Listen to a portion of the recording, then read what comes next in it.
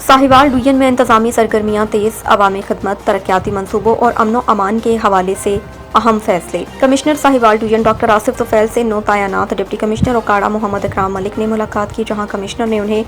मुबारकबाद देते हुए अवामी मसाइल के बरवक्त हल, शफाफ तर्ज हुक्मरानी और तरक्याती मंसूबों की मौसर निगरानी पर जोर दिया। कमिश्नर ऑफिस में वज़ीर आला पंजाब मरियम नवाज शरीफ के वीएन ओपन डोर पॉलिसी के तहत कमिश्नर डॉक्टर आसिफ तुफैल ने शहरियों से मुलाकात की, उनके मसाइल सुने, मुतल्लिका अफसरान को हिदायत की तमाम शिकायत को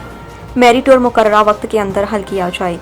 साहिवाल क्लब के तरक्याती मंसूबों से मुताल्लिक इजलास की सदारत करते हुए कमिश्नर ने जारी तरमीराती काम जल्द मुकम्मल करने और मयार पर किसी किस्म का समझौता न करने की हिदायत की। डीपीओ साहिवाल मोहम्मद उस्मान टीपू और डिप्टी कमिश्नर साहिवाल समीउल्लाह फारूक ने जिले भर के नंबरदारान कन्वेंशन से खिताब करते हुए अमन व अमान, जराइम की रोकथाम और अवामी मसाइल के हल में नंबरदारान के किरदार को किलीदी किरदार करार दिया। मशकूक सरगर्मियों की फौरी इत्तला पुलिस को देने और जिले इंतजामिया के साथ मुकम्मल ताउन की ज़रूरत पर जोर दिया, जबकि नंबरदारान ने अमन व अमान के क़याम और अवामी खिदमत के लिए हर मुमकिन ताउन की यकीन दहानी कराई।